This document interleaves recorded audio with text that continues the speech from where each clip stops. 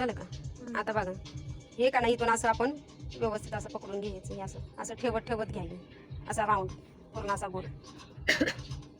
थोडं बाई खेचत खेचतच घ्यायची थोडी नॉर्मली.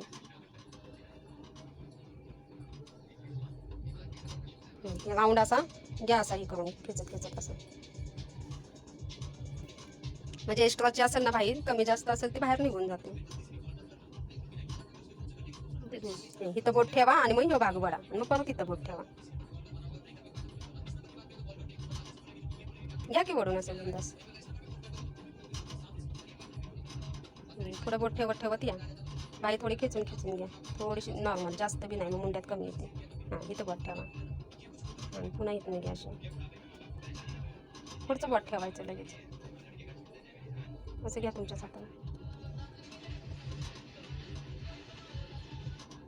आणि इथं गट्ट पकडा. आता इथं बोट ठेवा गट्ट आणि घ्या ह्याला शिलायला. कुठं आहे तुमचं? इथे.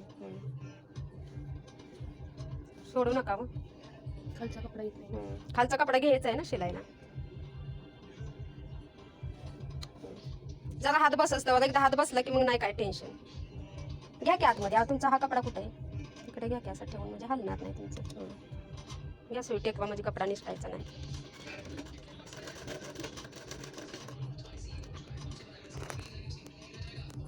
पूर्ण राऊंड शिलाई मारून घ्या.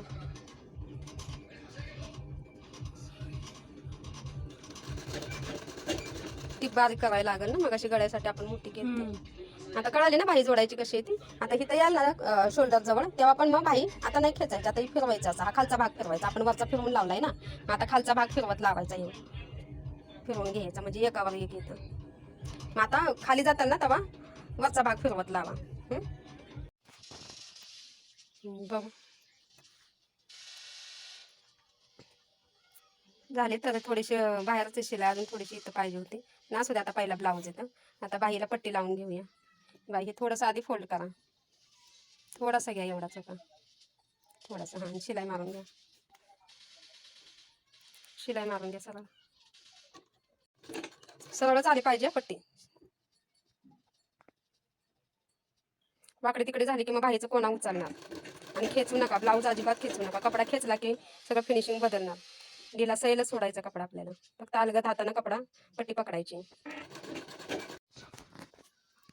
घ्या आता एवढी अशी पट्टी घ्यायची 1 इंचाची फोल्ड करून. हां, अशी शिलाई मारून घ्या. फिनिशिंगला लय दिवस जाते. तर आपल्याला वाटतं आपण शिकलो ब्लाऊज, पण फिनिशिंगला जवळजवळ तुमच्या शिवण्यावर आहे, तुम्ही किती दिवस शिवता. या थोडंसं इकडे घ्या शिलाई, तुमच्या शिवण्यावर आहे.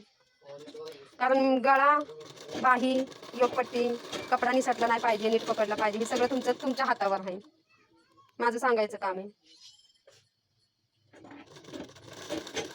आणि कधी हाताखाली ब्लाऊज घेऊनच आपण तो ब्लाऊज मापूनच दुसरा आपला हातातला ब्लाऊज शिवायचा, म्हणजे कुठं चुकत नाही. त्याची शिलाई बघायची, म्हणजे सगळ्या बारीक बारीक गोष्टी त्याच्या बघायच्या. त्याची शिलाई बघायची, त्याचे टक्स बघायचे कसे हातातल्या मापाच्या ब्लाऊजचे, तसंच शिवायचं. झालं. आता दुसराही बाहीला तशीच पट्टी मारून घ्या.